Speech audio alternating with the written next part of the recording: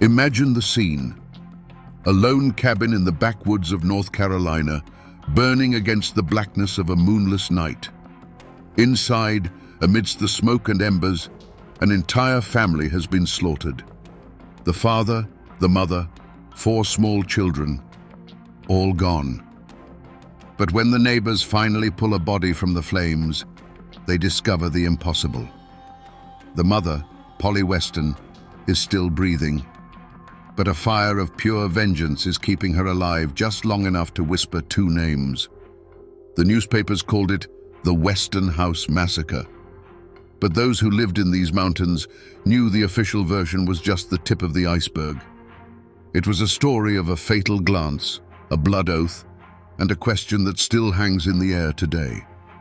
What truly brought the wrath of the Adair brothers down upon that little family? Today, we will sift through the ashes of that cabin, separate the facts from the folklore, and find out what really happened on that fateful night. To understand the tragedy, you first have to understand the world it destroyed. This was Rutherford County, North Carolina, in 1871. The scars of the Civil War were still raw and weeping across the South. In these hills and hollows, the official law was a distant whisper, easily drowned out by the crack of a rifle or the sizzle of a moonshine still. It was a land of breathtaking beauty and brutal hardship, a place where good men tried to carve out a life while monsters roamed the shadows.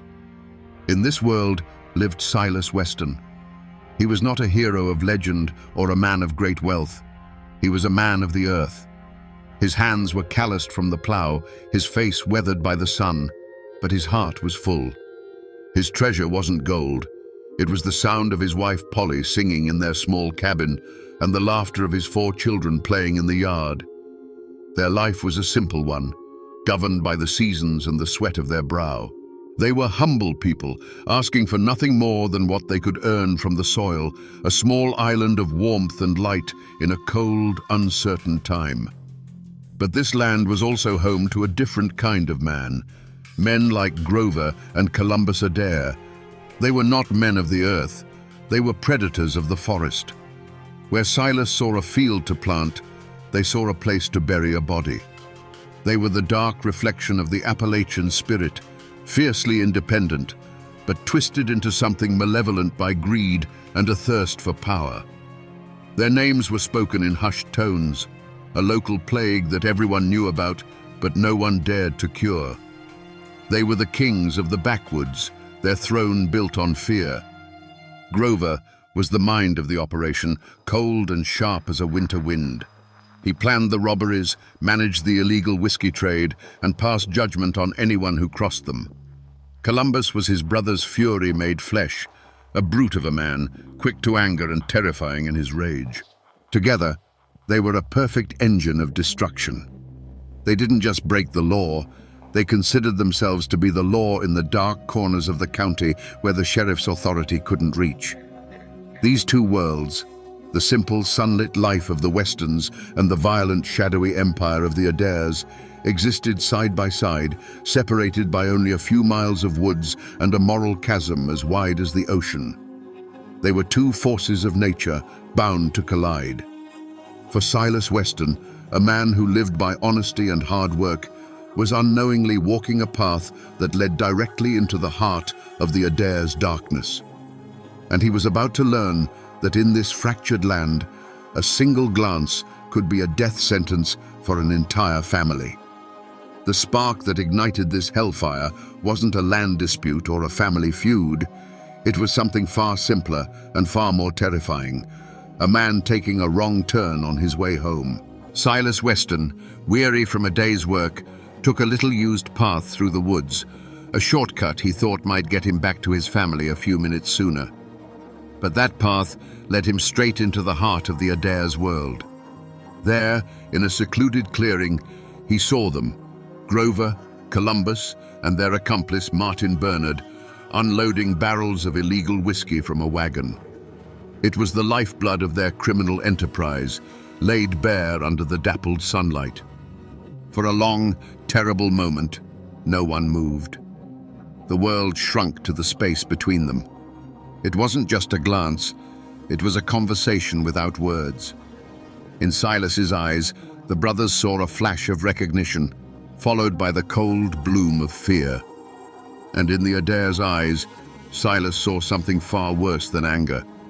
He saw a calm, dead-eyed calculation. He had stumbled behind the curtain and seen the monsters for who they were. He was a witness. In that silent clearing, a judgment was passed and a death sentence was signed. Silas did the only thing a man in his position could do. He gave a slight, nervous nod, turned his back, and walked away, every nerve in his body screaming. He didn't run. He knew that would be a confession of his fear. He just walked, forcing himself to keep a steady pace, feeling the weight of their stare on his back like a physical blow. His only thought was of Polly and the children.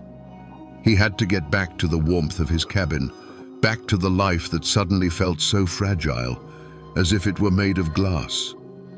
But the Adair brothers weren't the kind to let a problem walk away. For them, a witness was like a seed of disease that had to be burned out before it could sprout. As soon as Silas was out of sight, a look passed between Grover and Columbus. No words were needed. Grover, the strategist, saw a loose thread that could unravel their entire operation. Columbus, the brute, saw an offense that had to be answered with overwhelming force. This wasn't a matter of if they would act, but how and when. The hunt began immediately. It wasn't loud or dramatic. It was quiet, patient, and methodical. They followed his tracks. They learned the location of his small farm. They watched his cabin from the tree line, observing the simple, happy life within. They were no longer just criminals. They were wolves circling a homestead, waiting for the sun to set. For the Adairs, this wasn't about silencing a man anymore. It was about making a statement, a brutal lesson written in blood for anyone else who might dare to look upon their secrets. Night fell on the Weston homestead like a shroud. Inside the small cabin, a family slept, warmed by the embers in the hearth, dreaming simple dreams. That peace was shattered in an instant by the sound of splintering wood as the cabin door was kicked from its hinges. The cold, dark air that rushed in carried with it the stench of whiskey and raw violence. Two hulking shadows filled the doorway, their forms monstrous against the faint moonlight. Silas Weston was on his feet before he was fully awake, a father's instinct his only weapon. He moved to stand between the invaders and his family, a final, desperate act of defiance. There was a brief, furious struggle, a man's desperate cry cut short by a sickening, heavy thud. When the screaming started, Silas was no longer standing. He had fallen face down onto the dirt floor of the home he had built with his own two hands. Polly's world became a whirlwind of terror. She tried to gather her children, to shield their small bodies with her own, but the shadows were on her in a heartbeat. She didn't see the blades as much as she felt them, a series of sharp, blinding impacts that stole her breath. One of the men stood over her, and a final crushing weight descended upon her head. The world dissolved into a crimson blur. Through a haze of pain and fading consciousness, the sounds became her entire reality. The sounds would be seared into her memory forever. The terrified cries of her children calling for their mother, for their father who would never answer. She fought to stay awake, fought to get up, but her body wouldn't obey. And then, one by one, the small voices were extinguished, fading into a silence that was more terrifying than any scream had ever been. The work was done. The two brothers moved through the cabin with a calm, businesslike efficiency. They were no longer raging beasts, but methodical executioners cleaning up a job. One of them nudged a small, carved wooden horse with the toe of his boot, a silent witness to the night's horrors, before turning away. There was no remorse in their movements, only purpose. They began to splash a pungent liquid over the walls, the floors, and the still forms that lay upon them. The sharp scent of kerosene filled the air, a promise of purification by fire. A match was struck, its tiny flame a flicker of pure evil in the gloom. It was tossed onto the saturated floorboards, and with a hungry roar, the cabin began to burn. The Adair brothers stepped back out into the night, confident that the inferno would consume their crime, leaving nothing behind but ash, silence, and the ghosts of a family that had dared to look them in the eye. For hours, the Weston cabin was a silent pyre, its orange glow a lone, malevolent eye in the vast darkness. It was that glow that first alerted the neighbors. They came running, buckets in hand, their hearts pounding with a dreadful premonition. But as they drew closer, the heat and the roar of the flames pushed them back. There was nothing to be saved. All they could do was watch helplessly as the home of their friends and the family within it were consumed. When dawn broke, it revealed a scene of utter desolation. A smoking, blackened square on the earth was all that remained. Men with grim faces and heavy hearts began the terrible work of sifting through the debris. They found Silas first, then, one by one, his children. Grief hung thick in the air, a choking smoke that burned worse than the fire. They worked in a stunned silence, their minds unable to process the scale of such evil. And then, one of the men let out a choked cry. Among the wreckage, they found Polly Weston. She was a ruin of a human being, her body a testament to the savagery she had endured. They assumed she was dead, another victim to be mourned. But as they moved to cover her, a faint, rattling breath escaped her lips. It was impossible. No one could survive such wounds, such a fire. But Polly Weston was not just anyone. She was a mother whose children had been stolen from her, and something inside her, a core of pure, unyielding maternal rage, refused to let go. The sheriff arrived to find a crowd standing in horrified reverence around the barely living woman. He knelt beside her, his own throat tightening at the sight. He leaned in close, putting his ear to her bloody lips, expecting a final garbled prayer. But what he heard was not a prayer. It was a verdict. In a voice that was little more than a whisper of air and blood, she gave him the names. The Adair brothers, Grover and Columbus. That whisper was all it took. The names shot through Rutherford County like a bolt of lightning, igniting a fury that the Civil War itself hadn't managed to kindle. This wasn't a crime against one family. It was an assault on humanity itself. The shock of the massacre gave way to a wave of cold, hard rage. These weren't just murderers. They were a cancer that had been allowed to fester in the dark hollows for too long. Now, it was time to cut it out. Within hours, the county transformed.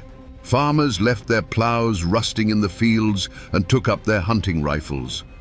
Veterans who had fought at Gettysburg and Antietam formed posses, their old military discipline snapping back into place. A formal reward was offered, but for these men, it wasn't about money. It was a debt of blood, and the entire community was rising as one to collect it. The Adair brothers, who had been the hunters just the night before, were now the most sought-after prey in the state of North Carolina. The manhunt was brutally efficient. The Adair brothers, who had moved through these woods like vengeful spirits, were found to be nothing more than flesh and blood. They were cornered, captured, and dragged back to town to face the community they had terrorized. Stripped of their weapons and their freedom, they were no longer kings of the hollows, but caged beasts, their eyes burning with a hateful, impotent rage as they were thrown into the county jail. Their accomplice, Martin Bernard, was captured alongside them, his face a mask of pure terror. The trial was less a legal proceeding and more a public ritual. On July 21, 1871, the town square was a sea of grim-faced humanity. Thousands of people had come from all over the region, not out of morbid curiosity, but out of a need to witness the final act. The courtroom was packed to the rafters, the air thick with the smell of sweat and a thirst for retribution. Armed men stood guard, less to prevent the prisoners from escaping, and more to prevent the crowd from storming the courthouse and dispensing their own brand of justice. The prosecution's case was simple and devastating. They didn't need complex legal arguments or a mountain of circumstantial evidence. They had something far more powerful. They had Polly Weston. She was helped to the witness stand, a spectral figure wrapped in bandages, her body frail, but her gaze as hard and unyielding as mountain granite. When she was asked to identify the men who attacked her family, a hush fell over the room. She slowly raised a trembling hand and pointed a finger, first at Grover, then at Columbus. Her voice, though weak, was clear and steady, and every word fell upon the jury like a hammer blow. Throughout the testimony, the brothers reacted true to their nature. Columbus seethed in his chair, his knuckles white, glaring at the jury as if he could intimidate them into submission. Grover sat with a cold, defiant stillness, a faint, contemptuous smirk playing on his lips.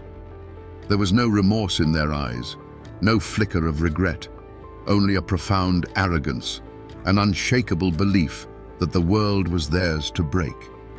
They seemed offended not by the accusation of murder, but by the sheer audacity of these simple farmers daring to hold them accountable. The jury barely needed to deliberate. The evidence wasn't just what they had heard, it was the living, breathing proof of the Adair's evil sitting right there on the witness stand. They filed out and returned in what seemed like minutes. The foreman stood, his face set like stone, and delivered the verdict that everyone in that room already knew was coming. Guilty. The sentence followed swiftly. Death by hanging. A great cathartic roar erupted from the crowd both inside and outside the courthouse. It wasn't a cheer of celebration, but a deep, primal sound of relief, of a fever finally breaking. Justice had been served. But looking at the sea of faces, filled with a righteous and terrible satisfaction, one had to ask, was this the justice of men, carefully weighed on the scales of the law? Or was this the justice of the mountains, ancient and unforgiving? The law had provided the rope, but it was the community's fury that had tied the knot. The hangman's noose silenced the Adair brothers, but it couldn't silence their story. In fact, their deaths were just the beginning. The tale of the Weston massacre immediately began to grow roots, sinking deep into the soil of local legend, and some of those roots can still be traced today. The first and most baffling loose end was the third man, Martin Bernard. While awaiting his own execution, his wife came for a final visit. In an act of incredible daring, they swapped clothes. Bernard, hiding his face behind a woman's veil, walked calmly out of the jail while his wife remained in the cell. He was never seen again, vanishing into the mists of history and leaving a question mark that hangs over the story to this day. Bernard's mysterious escape gave birth to another enduring legend, the Adair treasure. Like so many outlaws of that era, the brothers were said to have buried their ill-gotten gains somewhere in the rugged hills of Rutherford County. Many believed Bernard didn't just flee for his life, he fled to reclaim a fortune in stolen gold and cash. To this day, there are those who comb the forests and search the old caves, guided by faded maps and local rumors, still hunting for the blood money of the Adair brothers. But the most powerful echoes of that night are not of treasure, but of tragedy. The patch of land where the Weston cabin once stood is considered hollow ground, a place forever scarred by grief. Locals will tell you that the woods there are unnaturally quiet, as if the birds themselves refuse to sing. They say that on still, moonless nights, you can sometimes hear the faint sound of a child crying on the wind. Some have even claimed to see a ghostly figure of a woman, forever wandering the trees where her home once stood, eternally searching for the children she lost. The land remembers the villains as well. For decades, the tree on which the brothers were hanged, or the ground where the gallows stood, was a place of superstition and dread. It was said to be cursed, that the violent, unrepentant souls of Grover and Columbus Adair were bound to the instrument of their own demise. No one dared cut the tree down, fearing that to do so would unleash their evil back into the world. It stood for years as a dark monument, a silent reminder that while justice can be served, some evils leave a stain that can never be washed away. These places, these stories, are the true legacy of that night, not written in history books, but etched into the memory of the mountains themselves. So we come back to the question that hung in the smoke of that burning cabin. What truly happened on that fateful night? The simple answer is that Silas Weston saw something he was not meant to see. But the deeper truth is that for men like Grover and Columbus Adair, his innocence was his crime. They didn't just kill a witness, they sought to annihilate a world that was the complete opposite of their own, a world of family, honesty, and light. There is, of course, a darker whisper, a rumor with no proof, that Silas was a former partner who tried to walk away. We may never know for certain, but in the end, it doesn't change the outcome, only adds another layer of tragic shadow to the tale. This story, etched into the history of Appalachia, is not simply a tale of monstrous cruelty, it is a testament to an almost superhuman will. Polly Weston, broken and left for dead, became the instrument of a justice more powerful than any lawman's badge. Her survival, fueled by a mother's rage, is what transformed a hidden crime into a public reckoning. This is the enduring lesson of the blood brothers of Adair, that while evil can be absolute, the strength of the human spirit, the will to live, to fight, and to see justice done for the ones we love, can sometimes be even stronger. The Adair brothers are long gone, their bodies turned to dust. The treasure, if it ever existed, likely remains lost to the earth. But the story endures, passed down from one generation to the next, a chilling campfire tale with roots buried deep in the hard soil of truth. It serves as a brutal reminder of the darkness that men are capable of, and the incredible, impossible strength that can rise from the ashes of tragedy. The official records are closed, the graves have settled, but in the hills of North Carolina, the story is never truly over.